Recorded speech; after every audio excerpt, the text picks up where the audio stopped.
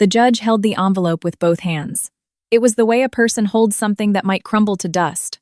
He slowly raised his eyes to look at me over the rim of his glasses and asked quietly, almost in a whisper. "Do they know?" I answered, "Not yet." The courtroom was so quiet I could hear someone coughing and shuffling their feet out in the hallway.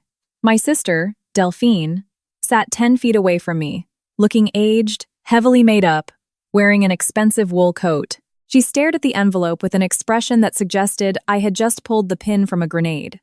Her attorney scribbled something on a legal pad and nudged it toward her. She didn't look at it. She only looked at the envelope. 9 years. 9 years had passed since that April evening when she rang my doorbell. But I'm getting ahead of myself. I need to start at the beginning, with what my life was like before that doorbell rang, before everything changed. I am 46 years old. I operate a tower crane. Construction sites suspended 130 feet above the ground. When I tell people what I do for a living, they usually look at me with mild confusion. A woman of average height, light brown hair just starting to go gray, hands calloused from the control joysticks. "You're a crane operator?" "Yes.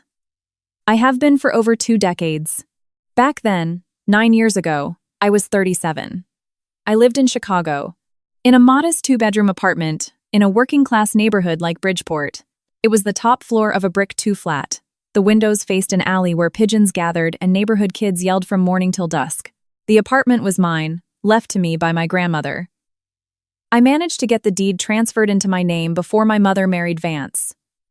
That's an important detail. Remember, Vance. I lived alone back then, unless you count the fish tank. A big 30-gallon tank sat in the living room on a wooden stand.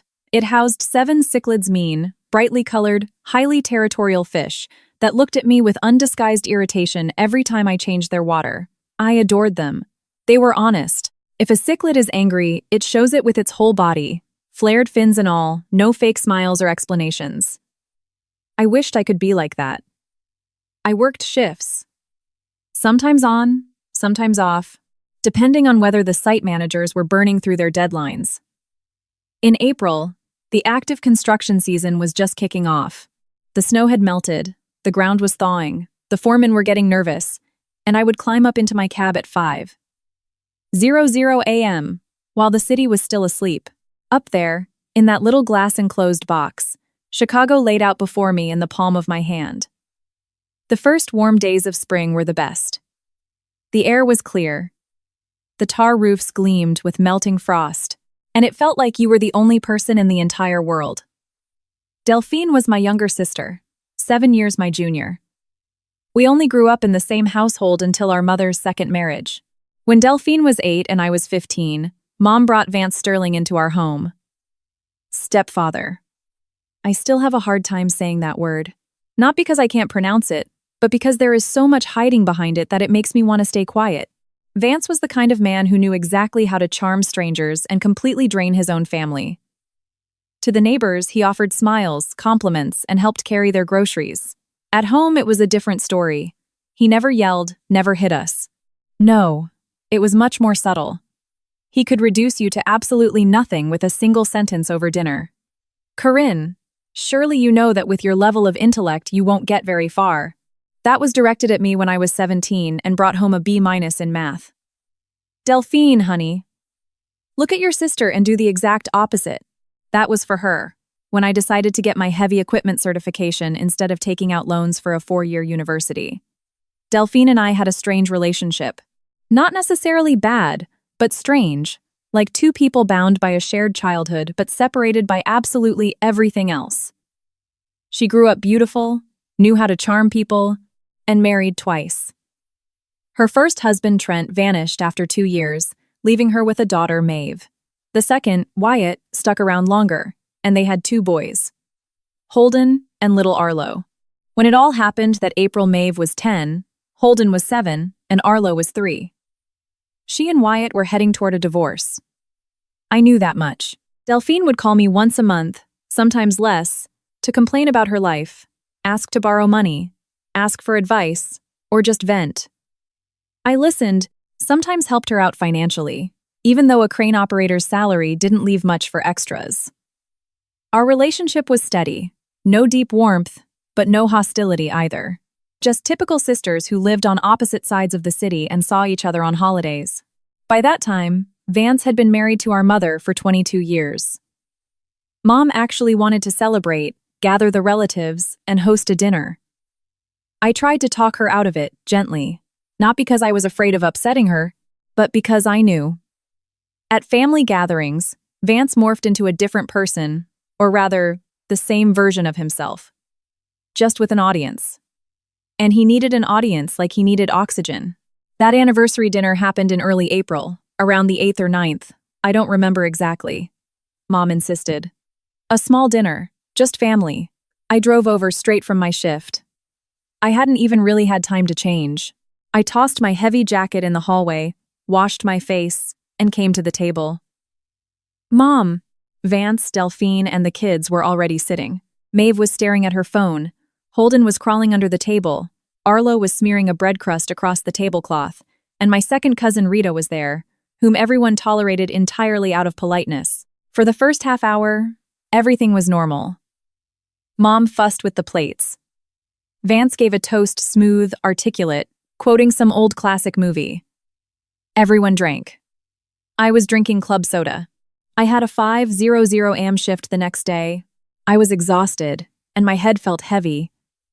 And then Vance looked at me across the table and said quietly, with a smirk, as if he were joking, "So, Corinne, tell us how the cranes are doing. Still hanging up there in the sky like a monkey on a branch?" Cousin Rita giggled. Delphine lowered her eyes. "Work is fine," I replied. "No, but really," he continued, leaning back in his chair, swirling his wine glass. 37 years old, alone, no family, no real prospects. I mean, operating a machine is steady, I suppose. But tell me honestly, Corinne, have you ever thought about wanting something more? Or are you just going to spend your whole life in that little glass box? I felt my shoulders tense. It was a familiar sensation, like something was constricting my rib cage, making it hard to breathe. I had known this man for 22 years. For 22 years he had done this, spoken quietly, smiling. And every word was like a tiny needle. "Vance," I said, "are we celebrating an anniversary today? Or dissecting my biography?" "Corinne, I'm just looking out for you," he said, spreading his hands innocently. "I just think, you were such a bright girl, you could have." "Stop it." It was Delphine who said it. Quietly, but distinctly. Everyone looked at her. She didn't lift her eyes from her plate. Vance stayed silent for a second, then chuckled and redirected his attention to Cousin Rita. The conversation moved on. Mom pretended nothing had happened. She always did. It was her survival mechanism for living with him. I finished my meal, thanked them for dinner, and drove home. At home, I fed my fish. I watched them for 20 minutes how they swam, how they darted for the flakes at the surface, how the largest cichlid, whom I just called the boss, chased the others away from her corner of the tank. Then I went to bed. 4 days later, Delphine called. "Corinne, I need a favor," she said. "I'm in a really tight spot. Can I drop the kids off at your place? Just for an hour? I have to handle something urgently." Her voice sounded strange, rushed, like she was reading from a script rather than talking. "What happened?" "I'll explain everything later. It's about Wyatt, you know how it is. Please, Corinne." "An hour, maybe 2 max?" I looked out the window. It was April. The first genuinely warm days. The last of the dirty snow had melted. Someone in the courtyard had already brought out a folding lawn chair. I had a shift tomorrow, which meant I had the evening free. "Bring them," I said. She arrived an hour and a half later. I opened the door and saw all 3 of them. Maeve had a backpack slung over her shoulders. Holden was holding a plastic grocery bag stuffed with something soft. Arlo was in his sister's arms, sleepy, his cheeks flushed. Delphine stood slightly behind them. She was wearing a trench coat, a crossbody bag over her shoulder. Her car keys were gripped tight in her fist. "Come in, come in." I stepped aside to let the kids through.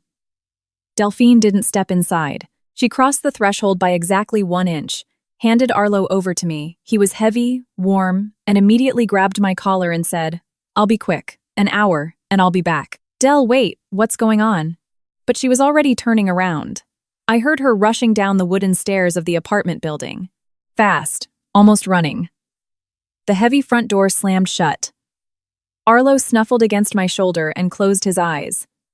Maeve stood in the hallway, looking at me calmly. Too calmly for a 10-year-old girl. Aunt Corinne, she said. Do you have fish? Mom said you have fish. I do, I answered. Come on, I'll show you. I waited for Delphine for an hour, then 2. Then I called her. It went straight to voicemail. I sent a text. It didn't deliver. I laid Arlo down on the sofa, fed the kids what I could find in the fridge, eggs, toast, some cheddar cheese, and kept glancing at the door. Maeve sat next to the fish at 11:00 p.m. I called our mother. Mom, is Delphine with you? No. Mom stayed quiet for a moment. Why?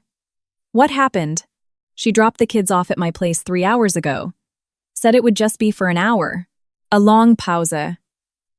Corinne, Mom said cautiously. She called Vance yesterday. He didn't tell me everything, but she asked for money. A lot of it. My stomach turned to ice. Mom, did she get the money from Vance? I don't know. He said he turned her down. A pause. Corinne, she didn't tell you where she was going? I looked at Arlo sleeping on the sofa, at Holden curled in the armchair, at Maeve by the aquarium. No, I said. She didn't tell me. Mom hung up first. I stood in the middle of my kitchen with the phone in my hand, staring at the stove where a small pot of oatmeal I'd made for Arlo was still cooling. It was almost midnight. Outside, in the April dark, a street lamp flickered.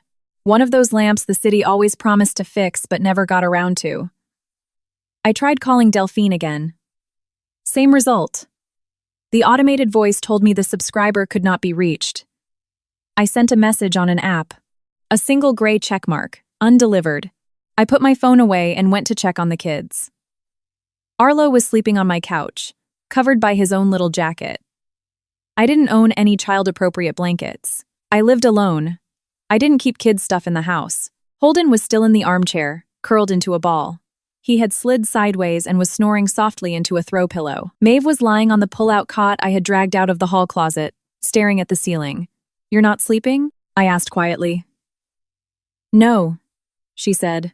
Do you want some tea? She shook her head, stayed quiet for a moment, and then said, Aunt Corinne, Mom isn't coming back to get us tonight, is she? I sat on the edge of the cot and looked at her. A 10-year-old girl with dark circles under her eyes, a very adult gaze, and a voice that was far too calm. It's a look that belongs to children who are used to waiting for things that never arrive. I don't know, I said honestly. But you're here right now, and everything is okay. We're in her way, Maeve said. When she fights with Wyatt, we get in her way. I didn't know how to respond to that. She turned to face the wall and closed her eyes. I sat there a little longer, then stood up and walked out. In the kitchen, I dumped the oatmeal it had turned to glue and put the kettle on. It was past midnight. I poured myself a cup of black tea and tried to think rationally. Delphine was gone. Her phone was off. Mom knew something she wasn't fully saying. Vance had refused her money, or at least claimed he did. The kids were here. I had a shift in... less than 5 hours. At 5:00 a.m., I needed to be climbing a ladder. The construction site wouldn't wait. I made a decision. I'd wait until morning. If Delphine didn't show up by 4:30 a.m., I'd call work and ask for cover. The first time in 3 years I'd ever called out. My foreman, Sully, didn't exactly like me, but he respected me. We'd work it out. I barely slept. I lay on the small love seat by the kitchen window and listened to the sounds of my apartment. Arlo cried out once in his sleep. I jumped up and ran to the living room, but he was already fast asleep again. Sometime in the night, Holden climbed out of the armchair and lay flat on the rug, fully clothed. I covered him with my own jacket and didn't wake him. At 4:30 a.m., I got up, washed my face, and called Sully. He picked up on the second ring. Construction guys are always up early. Sully, I need the day off. Family emergency. Are you serious, Corinne? He paused. We've got a major concrete pour today. Come on. Sully, it's the first time I've asked in 3 years. A long pause. Can you make it by noon? I'll try. He hung up. I poured coffee and waited for the kids to wake up. For the next 3 days, I lived in a state I didn't have a word for. It wasn't panic. Panic is when you scream and don't know what to do. I knew exactly what to do. Feed them, put them to bed, soothe them, make phone calls. I called Delphine every 2 hours. The phone was either completely dead or would ring briefly before going to voicemail. I texted. The messages hung in the void. On the third day, the call went through. Delphine picked up. I knew because the dead air changed. The background noise shifted. But she didn't say anything. I heard her breathing steady. She wasn't crying. There were sounds behind her, maybe a train station or an airport. An intercom announcement garbled. Del, I said. I'm here. The kids are here. Call me when you can. She hung up. She never picked up again. I had to go back to work. I finally worked it out with my downstairs neighbor, Mrs. Gable, a retired widow. She agreed to sit with the kids for a small amount of cash. She looked at me with deep pity and never asked a single question. I was incredibly grateful for that. For the first 2 weeks, I rationalized it to myself. Delphine is figuring things out with Wyatt. She needs to cool off, and she'll come back. Maybe she checked into a clinic. She'd had nervous breakdowns before. Mom had mentioned it once. Maybe she just ran away from the stress for a few days and was now too ashamed to call. In the third week, I went to see Wyatt. He and Delphine rented an apartment up on the north side. Wyatt opened the door wearing a tank top and sweatpants, unshaven, his eyes hollow. Behind him, in the hallway, I saw flattened cardboard boxes. Corinne, he said. Come in. He wasn't surprised. That was the first thing I noticed. He wasn't surprised to see me at all. Wyatt, where is Delphine? He turned away and walked into the kitchen. I followed. An open bottle of beer sat on the table. He sat down, picked up the bottle, then put it back down. She left, he said. Where to? I don't know. Corinne, I swear to God I don't know. He looked up at me. She said she had to leave, that she couldn't do it anymore.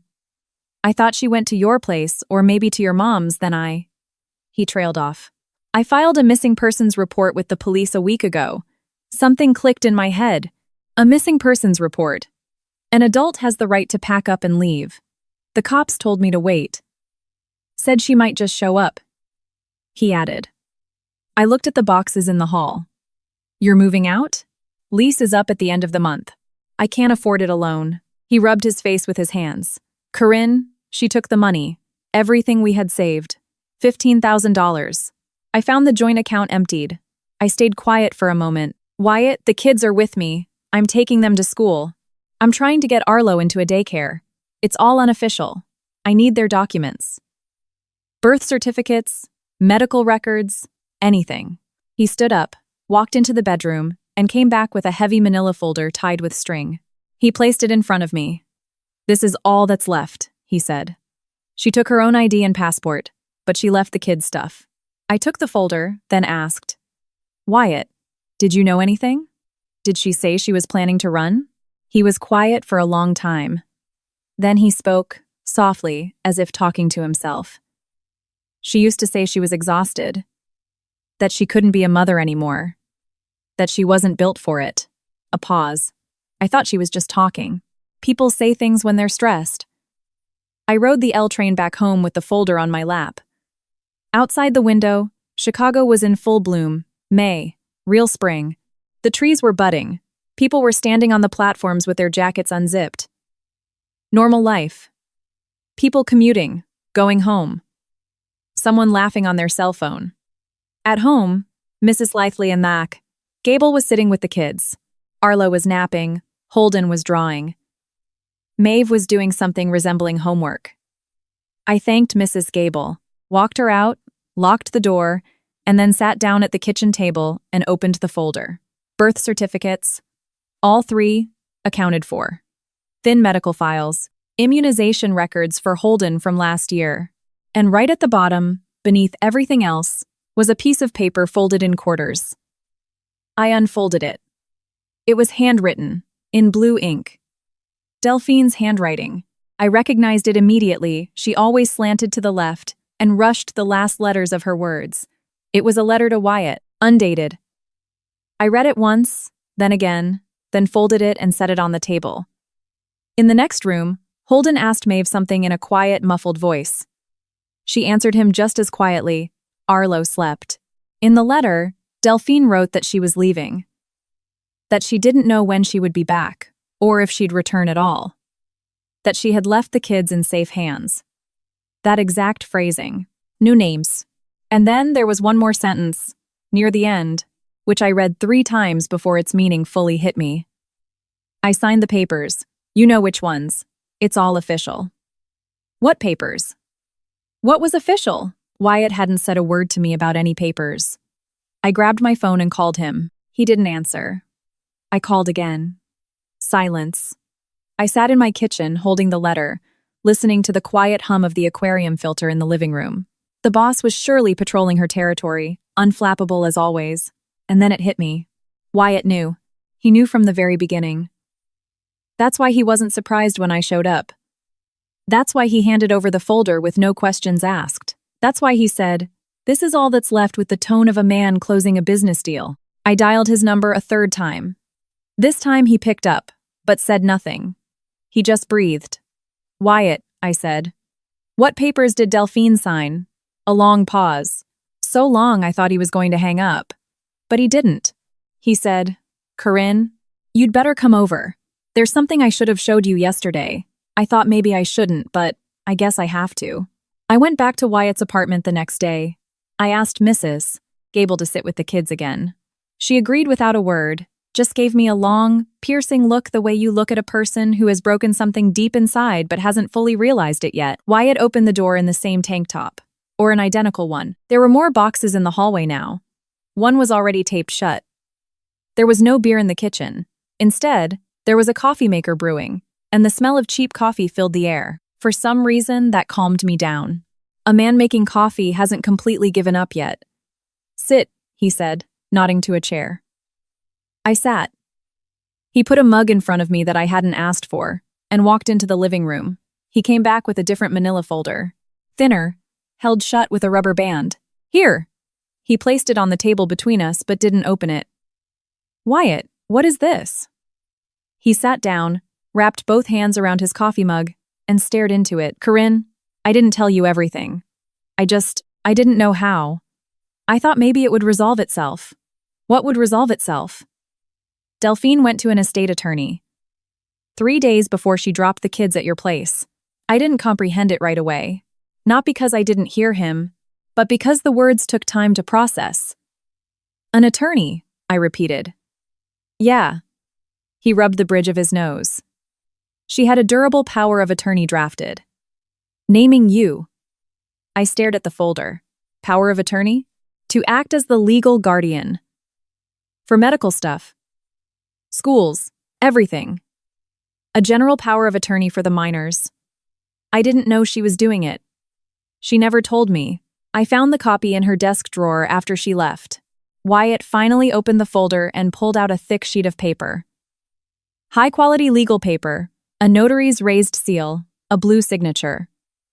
I took it with both hands. The document was made out to my name, Corinne Elizabeth Sterling. The date was April 6th, 3 days before the anniversary dinner with Mom and Vance. A full week before Delphine brought the kids to my apartment. She had planned it all in advance. All of it. I read the text slowly, line by line.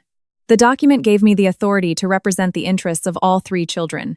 Maeve, Holden, Arlo at medical facilities, educational institutions, the Department of Children and Family Services, and anywhere else requiring a legal guardian.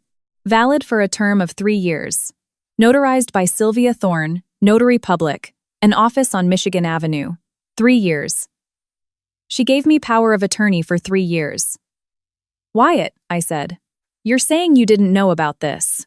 But she must have said something, explained something." He set his mug down. "She said she was tired." "I told you that." A pause. "Corinne, she was. She hadn't slept right in months. She was taking pills, I don't even know what kind. She wouldn't tell me. We lived in the same apartment, but we didn't speak. She said she was going to leave. She told me once that if it weren't for the kids, she'd have been gone a long time ago. He looked at the table. I thought she meant the kids were keeping her here. But I guess she meant something else. I sat there with the legal document in my hands, trying to piece the puzzle together. Delphine went to the notary on April 6th. At the family dinner on the 8th, she defended me against Vance. Just one quiet sentence, but she stood up for me. That was strange. She had never done that before. I hadn't thought anything of it at the time. Now I realized. It was a goodbye. Maybe she looked at me across that table and thought, she'll handle it. Wyatt, I said. Do you have any idea where she is? No. None. He stood up, walked to the window, and stood with his back to me. I think she went far, not just out of state. Farther. He turned around. She talked about Florida once, a few months ago. Said she wanted to be near the ocean, that she couldn't breathe in Chicago anymore. The ocean. $15,000 drained from a joint account. A phone turned off or thrown away. A power of attorney drafted in advance.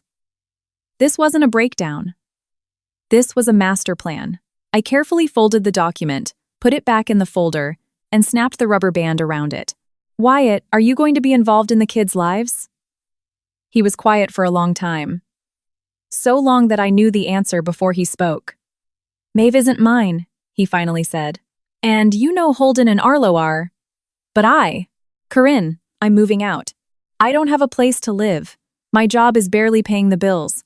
I'm barely holding on myself. I can't do it. You can't? Or you won't? He didn't answer, just turned back to the window. I stood up, took the folder, and walked to the door. In the hallway, I stopped by the stacked boxes. Wyatt, I said, without turning around, I'll take the kids. All 3 of them. For now, but you need to understand that, for now, might become forever. If you understand that, tell me right now. Silence. I understand, he said quietly. I walked out. On the landing, I stopped, leaned against the wall, and just breathed for a few seconds.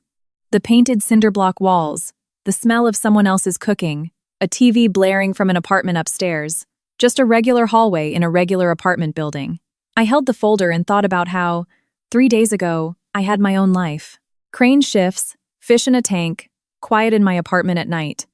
A life I had built myself, without anyone's help, exactly the way I wanted it. 3 days ago. Then I walked down the stairs and drove home to the kids. The following months blurred into one long, dense stream. I can only pull isolated moments out of it now, the way you pull photographs out of a shoebox where everything has been jumbled together. I enrolled the kids in school and registered them at my address, using the power of attorney that Sylvia Thorne had notarized on April 6th. The clerk at the municipal building looked at me, then at the documents, then back at me. Finally, she said, "This is a notarized POA, but for permanent school registration, you really need to go through family court or DCFS." I nodded, and I went to DCFS.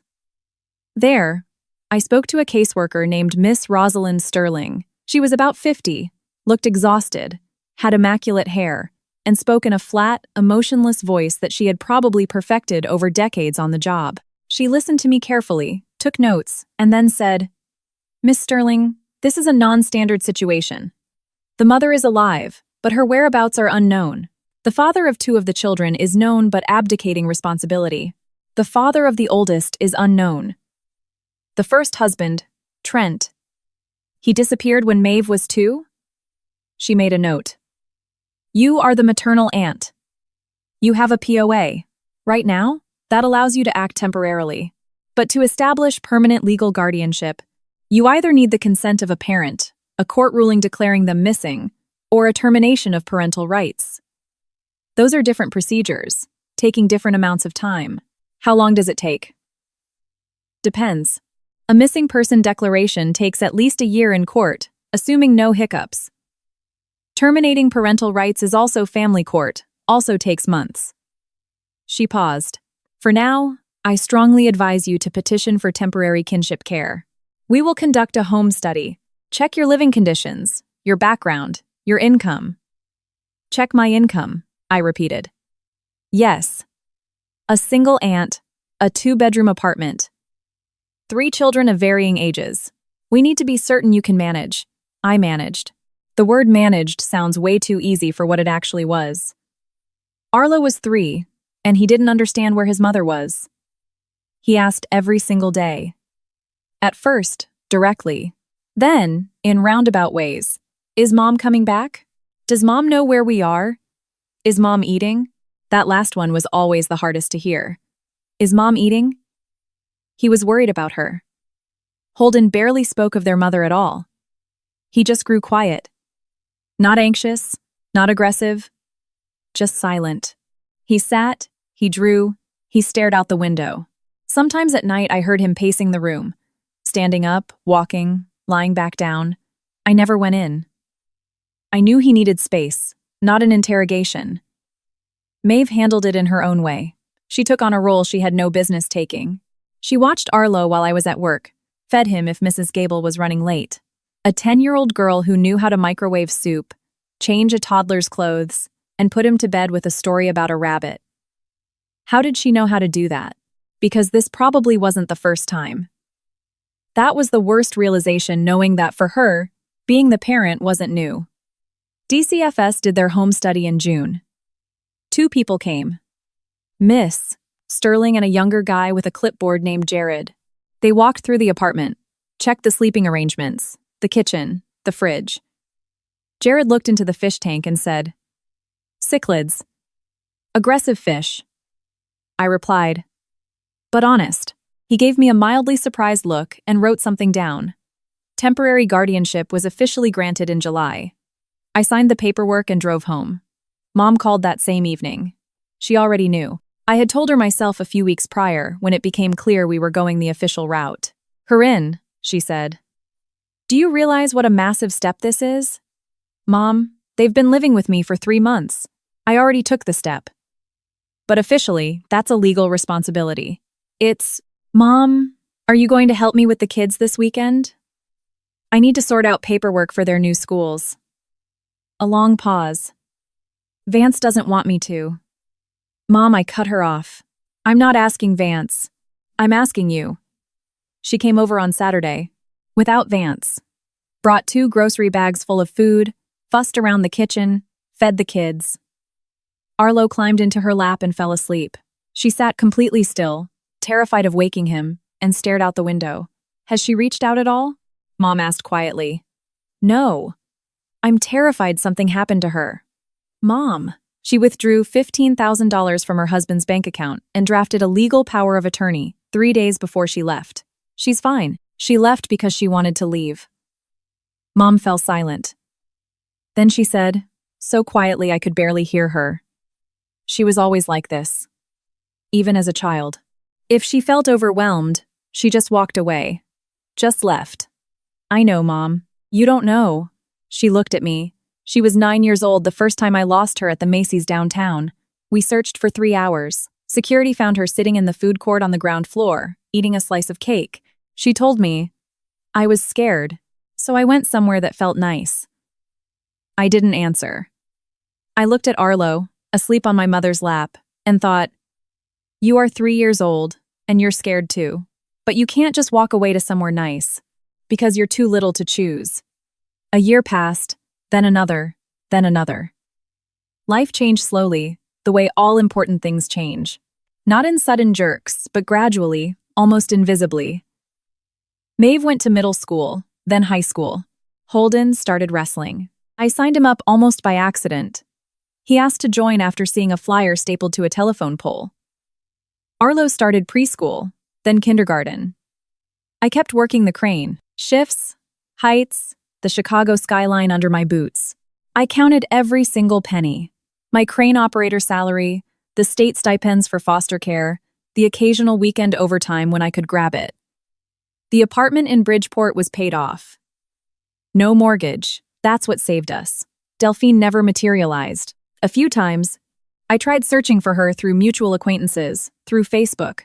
Once, I even hired a private investigator who specialized in locating people. He took my $500, poked around for a month, and told me, "She might be living under a new name. People who want to disappear know how to disappear," said the investigator, a balding man named Victor with a manila folder and a look of practiced sympathy. I didn't hire him again. By the 5th year, I stopped waiting. Not because I had resigned myself to it, but because the waiting was taking up too much room inside me, room that was needed for other things. Maeve was turning 15, Holden was 12, Arlo was 8. They were growing up. They needed me alive, present, right here, not stuck in my own head thinking about Delphine. I started keeping a timeline. Not in my head, but literally. In a standard black and white composition notebook, I wrote down everything that mattered. Granting of temporary guardianship, July, year 1. Renewal of POA via the notary. April, year 2, because the first one expired. Putting the kids on my health insurance. School transfers for Maeve and Holden. Wrestling physicals for Holden. Every piece of paper, every signature, every conversation with Miss Sterling from DCFS. It all went into the notebook. The notebook got thick. Then I started a second one. By the 8th year, Maeve was 18. She enrolled in a local community college for accounting. Holden was 15, Arlo 11. I filed the paperwork for permanent legal custody, a full termination of parental rights. But the process stalled in the courts because we couldn't locate Delphine to serve her the legal notice. The attorney Miss Sterling recommended explained it to me slowly and patiently. The mother was technically alive and hadn't been legally stripped of her rights. The father of Holden and Arlo Wyatt had signed a notarized abdication of parental responsibility back in year 3, right before he moved to Omaha to start a new family. Maeve's father was legally unknown. The process was complex but doable. The attorney's name was Harrison Locke. Short, stocky, with an expensive fountain pen permanently clipped to his breast pocket. He never rushed and never made empty promises. "I trust people like that. Miss Sterling," he said during one of our first consultations. "You understand that if the mother reappears within the appeals window after this goes through, she has the right to contest it." "She won't reappear," I said. He looked at me over his glasses. He had wire-rimmed glasses that he took off when he was thinking, and put on when he was looking directly at you. "Why are you so certain?" "Instinct," I replied. He didn't argue, just wrote something in his legal pad. I was wrong, but I wouldn't find that out until later. First came Vance. He called me in February of the year Maeve turned 19. He called me directly, which was incredibly rare. Usually, he called Mom, and she relayed his messages like a radio operator transmitting enemy codes. But this time, he called me himself. "Corinne," he said. "Not Corinne, dear, but Corinne," with a crisp, businesslike tone. "We need to talk." "We are talking," I replied. "In person." "It's important." We met on a Saturday at a diner near their house. One of those places that calls itself Cozy Corner, even though the fluorescent lights give you a headache and everything smells like old frying oil. Vance showed up in a wool peacoat carrying an umbrella, even though it hadn't rained in days. He looked older. He was 72 now. His hair was completely white. He moved slower, but the gaze was exactly the same. "How are the children?" he asked once we ordered. "Good. Thriving." He paused. "You managed it." "I'll be honest. I didn't think you would." "Thank you," I said flatly. I assume that wasn't a compliment. He wrapped both hands around his coffee mug. "It's an observation of fact. I didn't think you could do it. You were always so independent, you didn't want kids, you lived alone." "Vance, why did you ask me here?" He set the mug down, looked at me, and in that look, I saw something entirely new. Not arrogance, not condescension. Something that closely resembled awkwardness. Delphine resurfaced. My ribcage went ice cold. "When?" "3 weeks ago. She sent your mother a long text message. Your mother showed it to me. Why didn't Mom call me?" "Because I asked her not to," he said simply. "Until I could speak with you myself." I stared at him. I had known this man for 20-plus years. I knew how to read his intonations, his pauses, his specific brand of cruelty. Now he was different. Not kind, he was never kind, but some part of his usual armor was missing. "What did Delphine write?" I asked. "That she's alive?" That she lives in Florida? A pause. That she wants to come back. 5 words. 5 words, and my breath caught. Not from joy, no. From something else, something I couldn't immediately name. She wants to come back, I repeated. To the kids. She wrote that she misses them, that she realizes she made a mistake and wants to start over. I picked up my coffee. It was scalding. I burned my tongue and barely felt it. Vance, I said. The kids are 19, 16, and 12 years old. Maeve lives in an apartment near her college campus. Holden is a varsity wrestler. Won regionals this year. Arlo is in middle school. They don't need a mother who wants to start over after 9 years. That's not your decision to make, he said quietly. Then whose is it? The children's. The children's? Yes. I agreed. Not Delphine's. He stayed quiet for a moment, then said something I didn't expect. Corinne, she was sick this whole time. She had severe clinical depression, was hospitalized a few times. She told your mother all about it. She was sick, I repeated slowly, and that is why she emptied 15 grand out of a joint account, drafted a legal power of attorney, and dumped 3 children on her sister without a word of warning. She drafted the power of attorney. She made sure the kids were cared for. She made sure you wouldn't have legal trouble. Those are 2 very different things. Vance looked at me. I could see him weighing his words. He always weighed his words. It was how he controlled a conversation. Corinne, he finally said. Your mother wants to reply to her, wants to establish contact. Your mother can do whatever she wants, but she thinks you'll be against it. I'm not against Mom having a relationship with Delphine. I am against Delphine appearing in the kids' lives before they are ready for it. Are they ready? I thought of Arlo. A 12-year-old boy who had stopped asking about his mother years ago, who, when he was 4, drew a picture of our family for preschool me, Maeve, Holden, and him. When the teacher asked where his mom was, he just said, Mom went to the ocean. No tears. Just a fact. That's their choice, I said. Not yours and not Delphine's. Vance stood up, buttoned his coat, and picked up his umbrella. You've become hard, he said. I became an adult, Vance, I replied. You'd be surprised how that happens. He left. I finished my cold coffee and drove home. At home, Holden was doing homework at the kitchen table. Arlo was running around the alley with the neighborhood kids playing basketball. I could see him out the window. I called Maeve. She picked up right away, sounding energetic, telling me about an upcoming exam. I listened to her and thought, here they are. Alive, real. Right here. Everything else comes later. But later arrived sooner than I thought. 3 weeks after my talk with Vance, Mom finally called me herself. Corinne, she said, and by the sound of her voice, I instantly knew something was wrong. Delphine texted me again. She's asking about the kids. Wants their phone numbers. Wants to talk to them. Mom, I already explained this to Vance. The kids decide that. Corinne, she wrote something else. A pause. She wrote that if you don't allow her to see the kids voluntarily, she's going to contact a lawyer. I sat down on the sofa. Outside the window, the Ashland Avenue bus roared by. I knew its schedule by heart. She's going to contact a lawyer, I repeated. She wrote something about Corinne. I don't understand legal terms. She wrote illegal withholding and alienation of parental rights. Something in my head clicked sharply, like a circuit breaker tripping. Mom, forward me that text message. Right now. Vance said I shouldn't upset you. Mom, forward the message. She sent it a minute later. I read it standing in the middle of the room. Delphine had sent Mom a massive block of text. Long, rambling, riddled with typos, as if she typed it furiously without proofreading, about her illness, about Florida, about how everything was different now, about how her children needed to know their mother. And at the very end, a paragraph I read 3 times over. I consulted an attorney.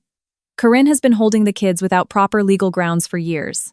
That temporary kinship thing should have been voided. If she doesn't contact me and let me see my kids, I will be forced to defend my rights in family court. I am their mother. No one had the right to make these decisions without me. No one had the right. I lowered the phone and looked at the aquarium. The same 30-gallon tank, in the same spot. The cichlids had cycled out twice over these years. The old ones died of old age. I bought new ones. The current boss patrolled her corner, paying absolutely no attention to me. 9 years. 9 years of paperwork, night shifts, negotiations with DCFS, PTA meetings, doctors, wrestling tournaments, crushing debt, and penny pinching. 9 years of Arlo's questions. Is Mom eating? A. Holden's sleepless pacing. Maeve's adult eyes in a child's face. And now, no one had the right. I picked up the phone again and dialed Harrison Locke. He answered on the third ring. It was past 9:00 p.m., but he answered. Mr. Locke, I said, remember when you asked me about my instincts? About how I knew the mother wouldn't reappear? I remember, he said cautiously. I was wrong. A short pause. When can I come see you? Tomorrow morning. I'll be expecting you at 10:00. I hung up. In the kitchen, Holden put away his textbooks and turned on the TV, keeping the volume low so he wouldn't disturb anyone. Outside, Arlo and his friends were still shooting hoops in the fading light. A perfectly normal evening. Everything was the same as it always was. Except now, somewhere in Clearwater, Florida, my sister was sitting with a lawyer, explaining to him that her children were being illegally withheld. Harrison Locke saw me exactly at 10:00 a.m. His office was in an old graystone in Lincoln Park, the first floor converted into a legal practice. Where a kitchen used to be, there was now an industrial copier and a wall of filing cabinets. He sat me down across from his desk, poured me a glass of water from a carafe without asking, and opened his legal pad. I told him everything. Delphine's message to my mother, the phrase, illegal withholding, the threats about a lawyer. He didn't interrupt while I spoke. He just occasionally jotted something down, never taking his eyes off the notepad. When I finished, he sat in silence for about 10 seconds, took off his glasses, and rubbed the bridge of his nose. The thinking gesture. I already knew it. Miss Sterling, he said, I'm going to speak to you bluntly, without sugarcoating it. That's exactly what I want. The situation is ugly. Not catastrophic, but ugly. He set his glasses on the desk. The mother has not had her parental rights officially terminated by a court. Her whereabouts were unknown for 9 years. Yes, but she has reappeared. Technically, she has the standing to demand the restoration of contact with her children. If she actually files a petition in family court, and based on what you're telling me, she will have enough baseline arguments for an initial hearing. I listened, feeling something heavy and dense settle in my chest. But I have 9 years of documentation, I said. Is that your main trump card? He put his glasses back on. The question is how they are organized. You mentioned you kept logs. Composition notebooks. 2 of them. Since the very beginning. Every document, every signature, every DCFS visit. He looked at me differently now. Not surprised, but evaluating. Good. That is very good. A pause. Bring them to me. Everything you have. The notebooks, the school documents, the medical records, the original power of attorney, the DCFS reports. I want it all. I'll gather it. Miss Sterling, one more question. He looked me dead in the eye. Do the children know their mother has resurfaced? No. I need to tell them. Not right this second, but before court. If this goes before a judge, the court will absolutely ask for their input.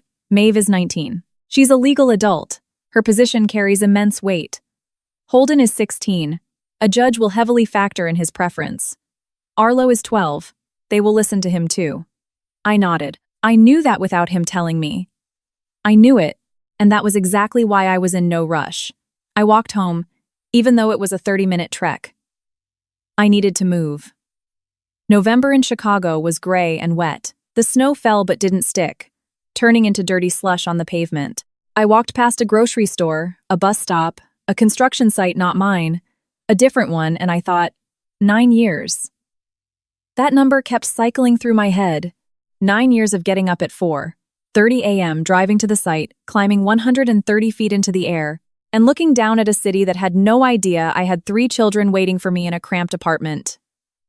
3 children who weren't mine, but who became mine. 9 years of counting dollars, of explaining to teachers why I was the guardian and not the mother, of meeting with Miss Sterling from DCFS once a year until, by year 8, she just came over, drank coffee, nodded, and signed the paperwork. 9 years.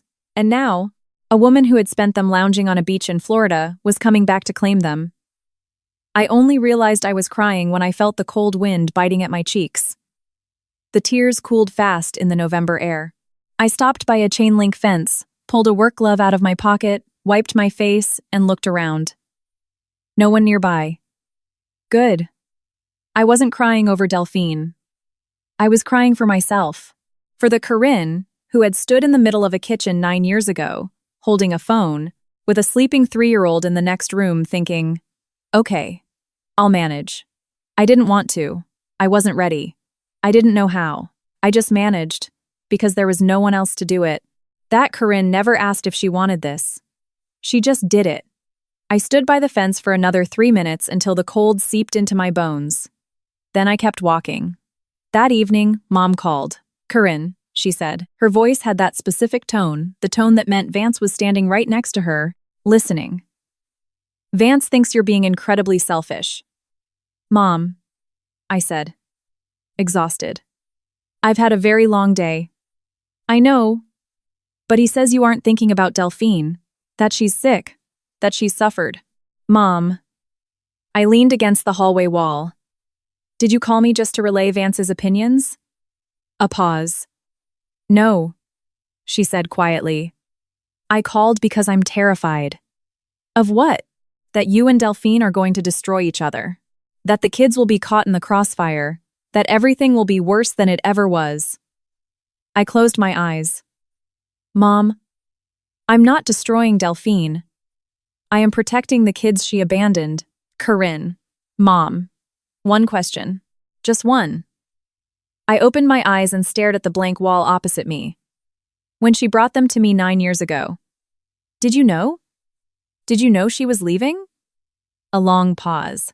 So long I stopped breathing. No, Mom said, but she answered a fraction of a second later than she should have. Just 1 second.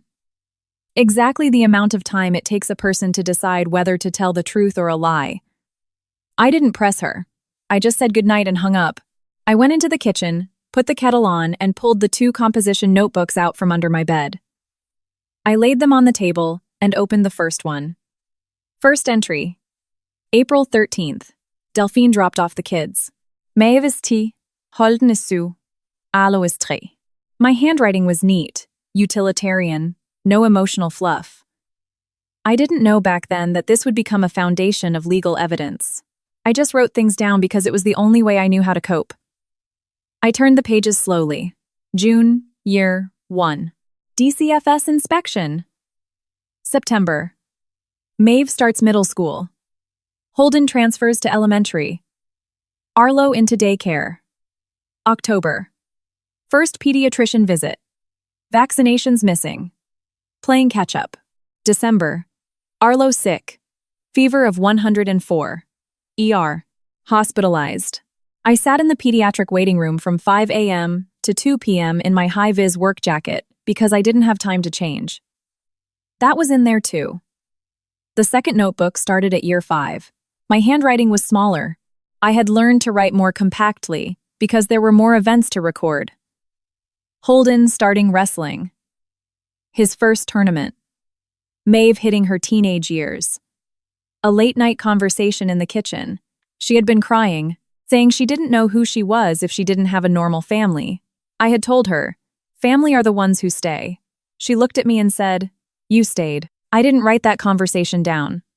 Some things don't belong in notebooks. I sat with the logs for 2 hours.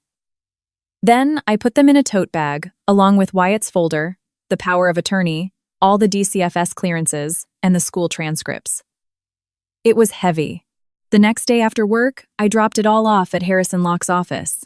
He took the bag, literally weighed it in his hands as if the physical weight mattered, and said, all right, let me review. I'll call you in 3 days. He called in too. Miss, Sterling, a few things for you. His voice was dry, all business. But I had learned to hear the shades in that dryness. Today's shade was cautiously optimistic. First, your documentation is impeccable. The timeline is bulletproof. No gaps. DCFS signatures at every crucial junction. It is an incredibly strong position. Second, I made some inquiries. Delphine did indeed retain counsel. A man named Bradley Atwood, practicing out of Clearwater, specializes in family law. The petition hasn't been filed yet, but they are drafting it. How do you know? I have colleagues in Florida. It's a small professional circle. A pause. Third, and this is vital, Miss Sterling, when they file, the core of their argument will likely center on unlawful deprivation of parental rights or parental alienation. It is a severe accusation. But you have something she doesn't, which is the notarized power of attorney, executed by her 3 days before she abandoned the children. That document is direct, irrefutable evidence. She acted consciously and voluntarily. There is no unlawful withholding. She literally signed over her authority to you. I stayed quiet for a second, but the POA was only for 3 years, I said. After that, I renewed guardianship through DCFS and family court, not through her. Yes, and they will argue that. But the initial fact remains. At the moment she relinquished custody, she was of sound mind and voluntarily executed a legal transfer of power. This wasn't a kidnapping, it was a handover. He took a breath. Miss Sterling, I want to propose a strategy. Not defensive. Offensive. Go ahead. We file a counterpetition.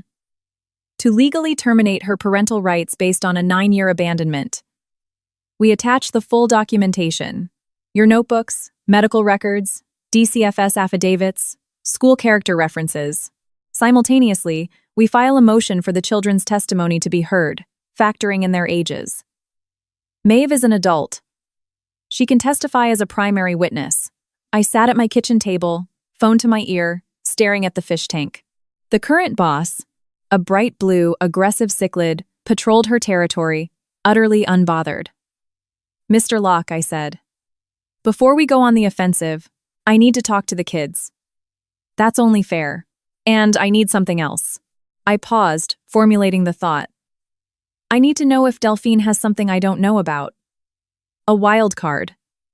Something she didn't tell Mom, but is keeping in her back pocket.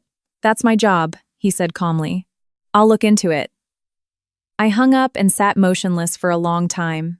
I put off the conversation with the kids for 3 days. Not out of fear, but because I wanted to do it right. Not in passing, not in the evening after work when everyone was exhausted. I waited for Saturday.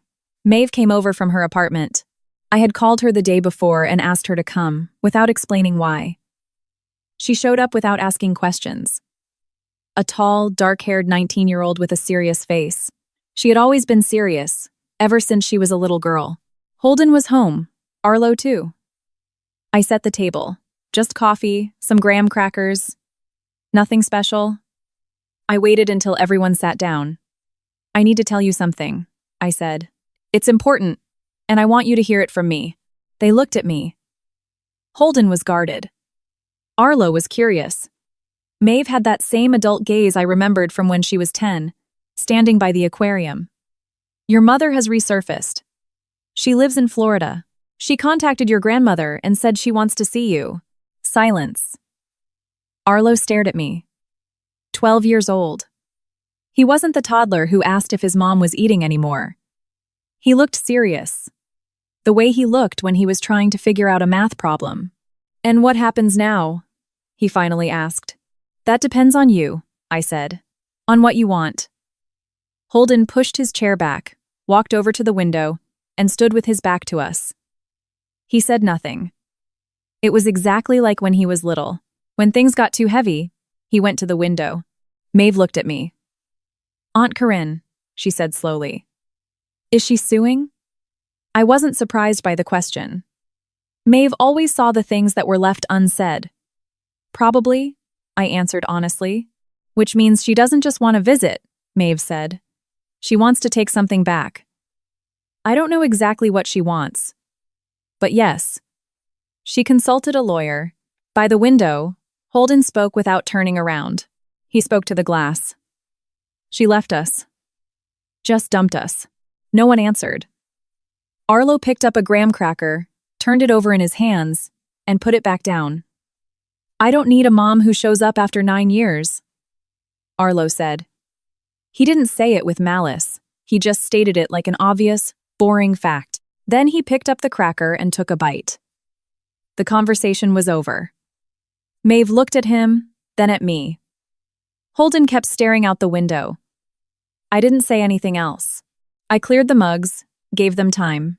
That night, I didn't sleep. I lay in bed listening to the apartment. The radiator clanking in Holden's room, a door shutting somewhere out in the hall, the hum of the aquarium filter. I thought about Arlo, how he had said it flat, tearless, without any drama, a 12-year-old boy who had grown up without a mother so organically that her absence was simply his baseline normal. That should have brought me peace. For some reason, it didn't. Mom called the next morning. I knew she would. Her voice was strained. Corinne, Delphine texted me again. She says her lawyer is filing the paperwork. Fine, I said. Fine. Mom hesitated. Corinne, this isn't fine. It's court. It's a scandal. Vance says if this goes to trial, the whole family. Mom, I interrupted. Are you alone right now? A pause. No. Then call me back later. She called back 2 hours later. Her voice was entirely different. Quieter, more alive. Corinne. I didn't know she was leaving. When you asked me, I told you the truth. Mom. You hesitated. You answered a second too late. A long silence. She called me the day before she dropped the kids off at your place, Mom finally said. She didn't explicitly say she was leaving. She just said she was exhausted, that she couldn't do it anymore, that everything was falling apart. I thought she was just venting. I didn't realize she was saying goodbye. I sat on the kitchen love seat, staring out the window. November was gray, wet, and heavy. Mom, you should have told me. I know. Quietly. I'm sorry. I rarely heard those words from her. After 2 decades with Vance, she had forgotten how to say, I'm sorry, without attaching a caveat to it. But right now, it sounded simple, unfiltered. I'm not mad at you, I said. I know you aren't. You never get mad. Sometimes that scares me. I didn't answer. We shared the silence. It wasn't a heavy silence, just a long one. Corinne, Mom said. Vance wants you to settle with Delphine out of court. He says a trial will ruin everyone's lives. He's thinking about reputation. Maybe. But Corinne, she stumbled. I don't want a trial either. Not because of reputation. I'm just terrified that if you go into that courtroom, it will break you both. You and Delphine. Irreparably. I closed my eyes. I didn't tell her that I was already broken. That it didn't happen today, but years ago, standing in the November slush, crying into a work glove. The cracks had been there for a long time. I just never showed them to anyone. Because there was no one else to hold up the ceiling if I collapsed. I'll handle it, Mom, I said, the same way I always did. She sighed. She didn't say anything else. A week later, Harrison Locke called me in the middle of my workday. I was up in the crane. The shift started at 8:00 a.m. A new residential high-rise going up in the West Loop. My phone buzzed in my jacket pocket. I saw his name on the screen and immediately began my descent. He wasn't the kind of man to call without a reason. I hit the ground 8 minutes later, walked past the chain-link perimeter, and stood under the awning of the site office. Miss Sterling, Locke said. His voice wasn't panicked, but highly concentrated. The voice of a man who has made a decision and is now passing the play. The petition was filed. This morning. Cook County Family Court. I got a copy sent over. I leaned against the corrugated metal of the trailer. It was freezing even through my jacket. What does it say? Unlawful deprivation of parental rights. A petition to establish immediate visitation and custody integration. A slight pause. The pause I had learned meant, here comes the bad news. She's also requesting the venue be moved to Chicago. If the judge approves, the trial happens here. She's coming to Chicago? The petition says that? Yes. Her lawyer already filed the motion. I stared out at the construction site. My tower crane stood idle. The concrete crew below was waiting. My foreman, Sully, was probably already checking his watch. A normal workday. Same as always. Mr. Locke, I said. What do we do right now? Right now, nothing. The court will rule on venue within a few weeks. I am already drafting our counter-petition. A pause. But I have to ask you a question. And I need you to be completely honest with me. Ask. In your notebooks. In your documents. Is there anything at all that can be weaponized against you? Any minor incident? Any decision that can be interpreted poorly? I need to know now, not when we're standing in front of a judge. I thought for 20 seconds. I scanned 9 years in my head, methodically flipping through the pages. There was an incident in year 3, I said. Holden got into a bad fight at school. Broke another boy's nose. I got called to the principal's office, and DCFS was notified. Miss, Sterling wrote in his file, requires heightened behavioral monitoring. They could use that. What was the resolution? We handled it. Holden walked over to the boy's house himself and apologized. They actually ended up becoming friends. No charges were pressed. All right, anything else? No, I said. Everything else is clean. Then we work with what we have. He paused. Miss Sterling, I have some intel on her lawyer. Bradley Atwood. He's good. Not brilliant, but good. Mostly divorces. Asset splits. He's handled 2 cases regarding restoration of parental rights after prolonged absence. Won one, lost one. Which one did he lose? The one where the opposing side had an airtight paper trail, a slight pause, wherein I heard something resembling restrained satisfaction. And our paper trail is airtight. I went back up to the cab, worked the rest of the shift. Hoisted, lowered, rotated the boom. 130 feet above the city, the wind rattling the glass. Chicago sprawling below. I thought about what Locke had said. Restoration of parental rights, that phrasing. As if the rights were just sitting there and someone had wrongfully locked them in a drawer. As if I had taken something. At the end of the shift, as I was climbing down the ladder, Sully yelled up at me. Corinne, everything good? You're a little off today. I'm fine, Sully. I answered. He nodded and didn't press it. On a construction site, you don't pry. At home, Holden had heated up some soup and left it on the stove. Arlo was on the computer, either doing homework or pretending to. I took off my boots in the hallway, hung my jacket, washed my hands, and stood in the doorway of Arlo's room. Did you eat? I asked. Yeah. Holden fed me. Good. I went into the kitchen, ladled some soup into a bowl, and ate standing over the sink. Then I called Maeve. Aunt Corinne. Hey. Her voice was relaxed. Domestic. I could hear a TV humming in the background at her apartment. Maeve, I need to tell you something. The TV went quiet.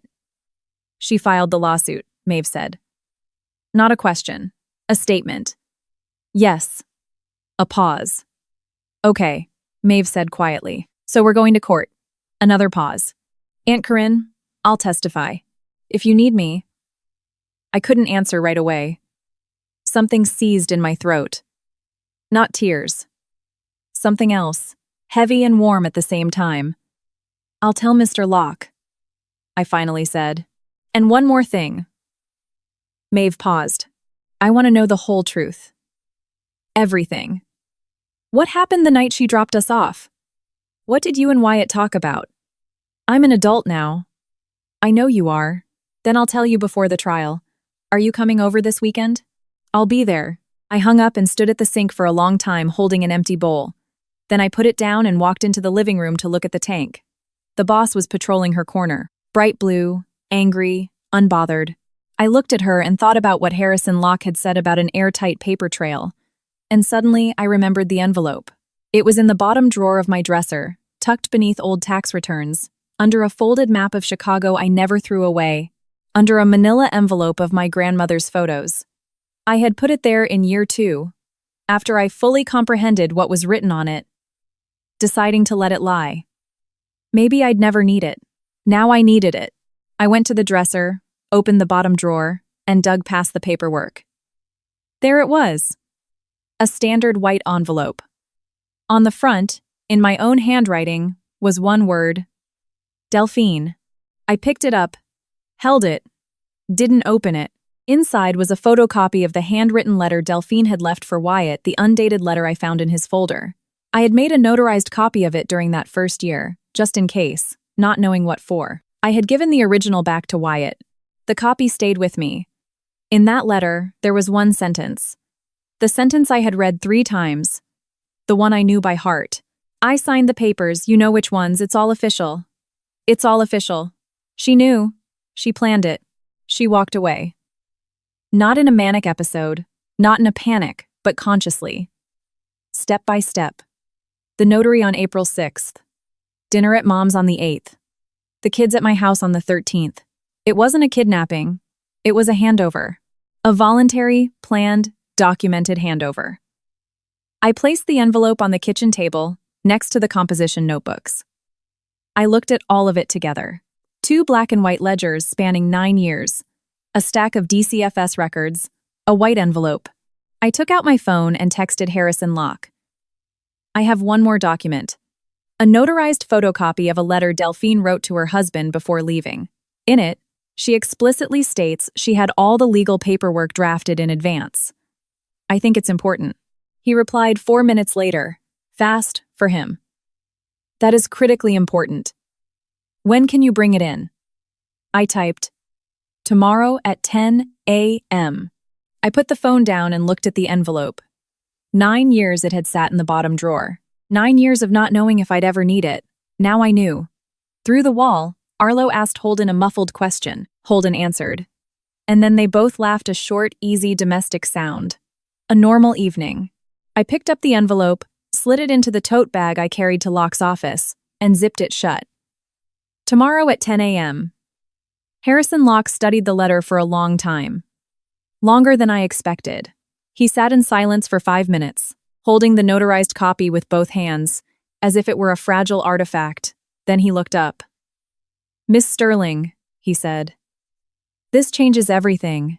Explain it to me. Her entire petition is built on the premise that she did not consent to a permanent separation from her children, that you overstepped the bounds of a temporary POA, that the DCFS guardianship was enacted behind her back while she was incapacitated. He placed the paper on the desk and smoothed it with his palm.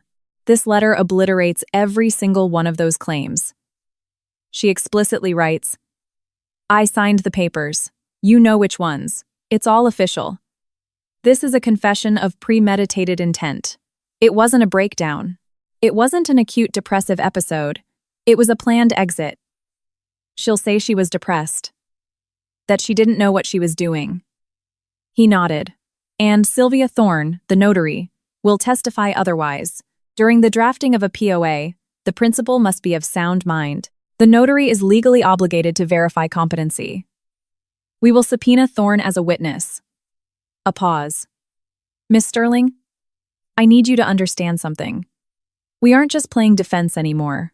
We are proving that she willfully abandoned these children, and that for 9 years, you simply executed the duties she dumped on you. I stared at the letter. At Delphine's left-leaning script, the rushed final letters. When is court? Preliminary hearing is in 3 weeks. The judge granted her motion for venue. It's been transferred to Cook County. Which, frankly, is her fatal error. Why? Because all our witnesses are here. Miss Sterling from DCFS, the school principals, the pediatricians. The children live here. You live here. She thought bringing the trial to Chicago would rattle you, but all she did was bring the fight to our home turf. For the first time in weeks, I felt something resembling stability. Not joy? No. Just solid ground beneath my feet that hadn't been there before. What do I need to do before the hearing? He took off his glasses. The thinking gesture. Gather witness affidavits. I'll formally contact your DCFS caseworker. I called her yesterday. She's ready to provide a sworn statement. The principal at Holden and Arlo's school. I'll handle that. He paused. And Wyatt. We need Wyatt. My stomach clenched. He's in Omaha. He has a new family, I know, but he is Holden and Arlo's biological father, and he signed a notarized abdication of rights. That document is on our side. If he confirms it in court, or at least via a sworn affidavit, it's vital. He won't want to get involved. Probably not. But we have to try. A pause. Miss Sterling, do you know how to talk to him? I thought about Wyatt. Unshaven, in a tank top, an empty beer bottle on the table. About how he said, I understand, and turned to face the wall. About how he moved to Nebraska and didn't call his sons a single time in 9 years. I know how, I said. I called Wyatt that same evening. He answered on the third ring. His voice was guarded, the voice of a man not expecting a call, but not entirely surprised by it either. Corinne, he said. Wyatt, you know Delphine filed a lawsuit, right? A long silence. Mom called me, he finally said. His mother, not mine. Said Delphine showed up. Wyatt, I need your help. I need you to confirm your abdication of rights for the court. Or at least provide a sworn written affidavit. Corinne, He trailed off. I have a family here. A wife. A baby. I don't want to stir all that up. Wyatt, I kept my voice flat, devoid of pressure. Holden is 16. Arlo is 12. I raised them alone on a crane operator's salary in a 2-bedroom apartment in Bridgeport. I haven't asked you for a single thing in 9 years. I am asking you for one thing now. Just confirm what is already the truth. Silence. A long one. I could hear him breathing, thinking. What exactly do you need? A sworn statement. That you voluntarily relinquished custody, that the kids were with me with your full knowledge, and that you had no objections. Harrison Locke will email you the forms. A pause. Fine, he said quietly. Send the forms. I hung up and sat still for a few seconds. Then I texted Locke. Wyatt agreed. Send the affidavit. The reply came fast. Already sent. Good work. The preliminary hearing was brief and entirely procedural. Judge Warren Caldwell, a man in his late 50s with heavy eyes and a habit of tapping his pen on his desk, listened to both counsels, reviewed the witness lists, and scheduled the primary trial date for the following month. Delphine sat at the opposing table in a tailored blazer, her lawyer, Atwood, beside her. She didn't look at me. I looked at her. She had aged, but not the way people age from hard work and stress. She aged from the inside out. Fine lines around her eyes that weren't there 9 years ago. Her hair was dyed, styled neatly, but you could see the roots. She sat up straight, but I saw her hands gripping the edge of the table, knuckles white. I knew that gesture from childhood. She did that when she was terrified. Atwood spoke eloquently and confidently about a mother's inherent rights, about prolonged absence due to severe medical hardship, about how the mother was now fully rehabilitated and deserved contact with her offspring. Harrison Locke listened without interrupting, just making notes. When it was his turn, he spoke briefly. Your Honor, we have extensive documentation, witnesses, and notarized materials. The court will see everything at trial. Judge Caldwell nodded and adjourned the hearing. Out in the hallway, Delphine suddenly appeared right next to me. Atwood had stepped aside to take a phone call. It was just the two of us. For the first time in 12 years. Corinne, she said. I stopped and looked at her. I don't want to fight you, she said. I just want to see my kids. Then why did you file a petition accusing me of kidnapping them? She blinked rapidly, like someone who had been caught. Bradley said. My lawyer said that was the only way you'd actually respond. Del, I said, and something inside me went freezing cold and perfectly still. You abandoned 3 children. You didn't call for 9 years. You didn't ask if they were sick, if they were in school, if they were even alive. And now you show up with an attorney and accuse me of holding them hostage. I paused. Children aren't luggage you can just claim at the carousel once you're done vacationing in Florida. She opened her mouth, then closed it. Something flashed in her eyes. Not tears. Something else. Anger, maybe. Or fear. You're always like this, she said quietly. Always so righteous. Always looking down from up high. Literally on your little crane. Del, you can be as angry with me as you want. That's your right. I gripped my tote bag tighter. But when we get into that courtroom, I am going to pull out the documents you signed yourself. And the judge will see exactly what happened. I walked away without waiting for a response. 2 weeks before the trial, Harrison Locke assembled the arsenal. The affidavit from Miss Rosalind Sterling. 5 pages detailing every home inspection over 9 years. Every visit, every clean report. The affidavit from the school principal, Miss Quass. Gable no relation to my old neighbor's stoic, factual, and damningly persuasive. Miss Sterling was present at every single parent-teacher conference. Without exception. For 9 years. Wyatt's affidavit arrived via certified mail, notarized in Nebraska. Neat and comprehensive. He wrote exactly what was needed, not a single word more. And Maeve gave her deposition in person. She walked into Locke's office, sat across from him, folded her hands in her lap, and spoke evenly.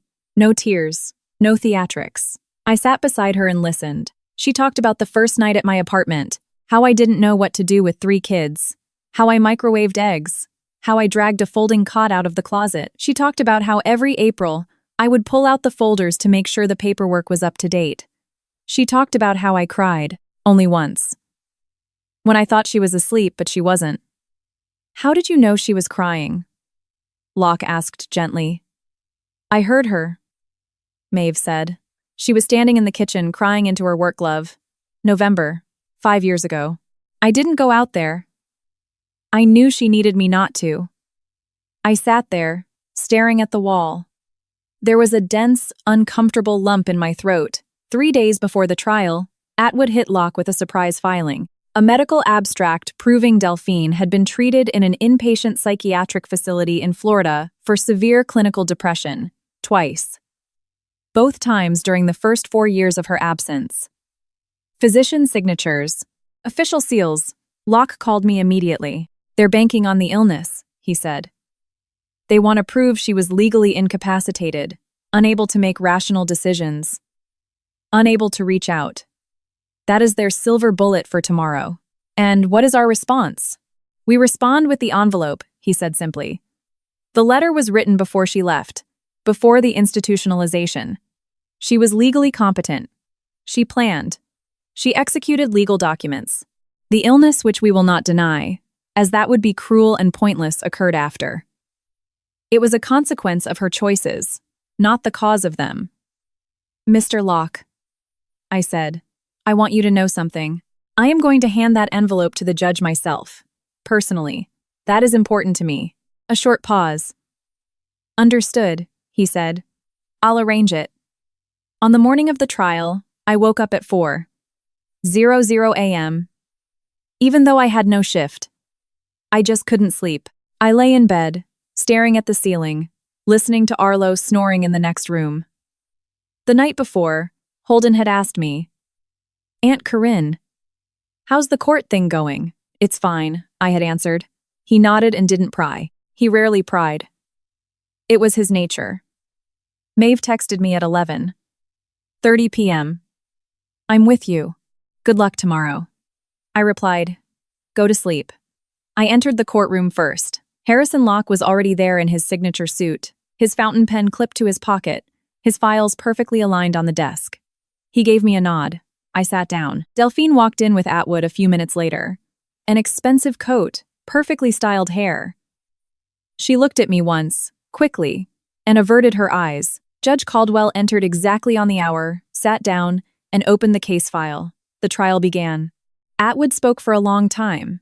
He painted a picture of crushing mental illness, of immense suffering, of a mother's undying love. He argued that a mother, having been rehabilitated, possessed an inalienable right to contact her offspring. The medical abstracts from the Florida clinic were submitted into evidence. Judge Caldwell reviewed them, nodded, and set them aside. Then it was Harrison Locke's turn. He spoke concisely, as always. He submitted the affidavits from DCFS, the school principals, and Wyatt. He submitted certified copies of my 2 composition notebooks, a 9-year timeline, precise down to the day. And then he said, Your Honor, The defense has one final piece of evidence we wish to submit. My client, Miss Sterling, will present it to the bench personally. I stood up. I pulled the envelope from my tote bag. White, heavy stock, with one word written in my handwriting, Delphine. I walked up to the bench and placed it in front of the judge. Caldwell took the envelope and opened it meticulously. He was a man who did everything meticulously. He pulled out the document. The notarized photocopy, the raised seal of Sylvia Thorne, the blue ink. He read it slowly. The courtroom was dead silent. That same silence I remembered from the very beginning of this story, where you can hear people coughing in the hallway. Delphine stared at the envelope. I saw her knuckles turn white as she gripped the edge of the defense table. The judge finished reading and raised his eyes to look at me over the rim of his glasses. Slowly. The way a person looks when they are in no rush, because they already understand everything. Do they know? He asked quietly. I answered, not yet. Atwood quickly scribbled something on his legal pad and slid it toward Delphine. She didn't look at it. She stared at the envelope with the expression of a person who has just been confronted with the one thing they prayed would stay buried forever. Judge Caldwell placed the letter on his desk, carefully, the way one sets down a closed case. He took off his glasses and wiped them with a microfiber cloth. The thinking gesture? I'd seen it from Locke. Now I saw it from him. I suppose all men who think for a living do the exact same things when they need a second of quiet. Counselor Atwood, Caldwell said. Are you familiar with the contents of this document? Atwood stood up. He was a professional, I'll give him that. Not a single muscle in his face twitched. Your Honor, we contest the material relevance of this document.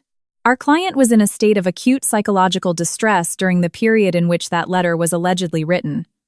Her mental state precluded. The letter was written prior to her departure, Locke interjected. Quietly, almost softly. The durable power of attorney was executed on April 6th. The letter, based on context, was written in that exact same window.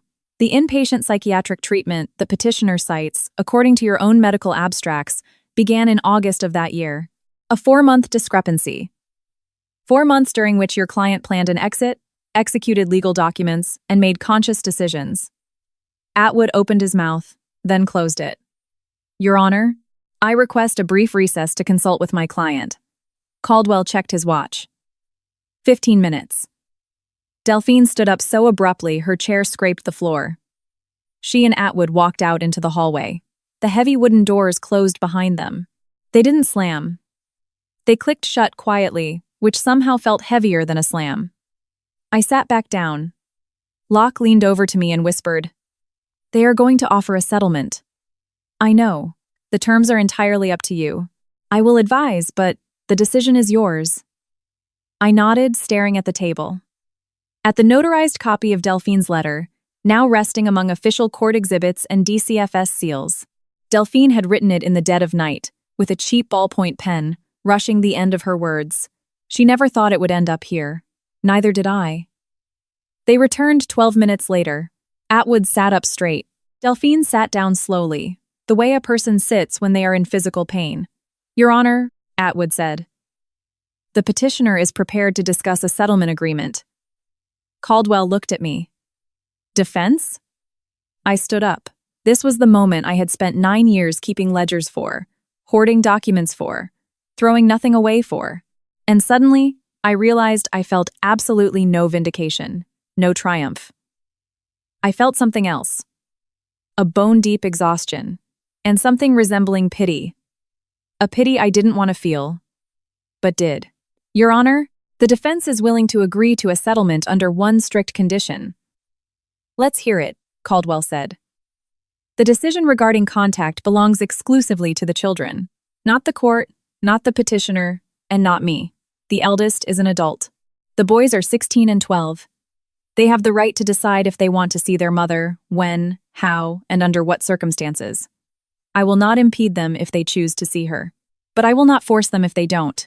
That is my only condition. The courtroom was silent. Atwood scribbled furiously on his pad. Delphine looked at me, and for the first time in the entire trial, I didn't see fear or anger in her eyes. I saw something else, something I couldn't immediately name. Then I found the word shame.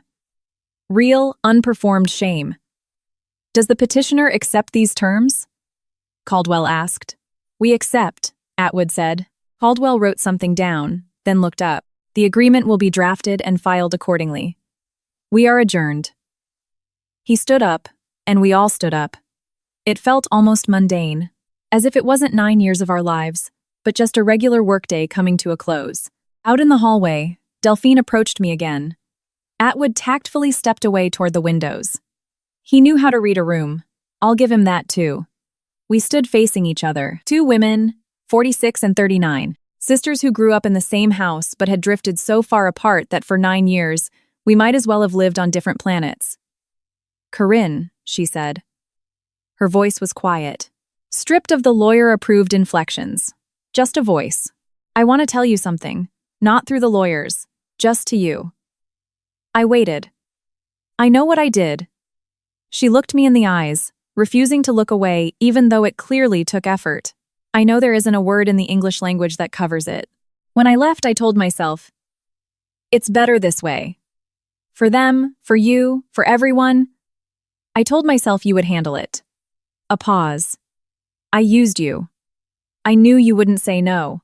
I knew it for a fact when I was sitting in that notary's office. I stayed quiet, and I was right. Her voice cracked slightly. You handled it. You did everything I couldn't do. She swallowed hard. I'm not asking for your forgiveness.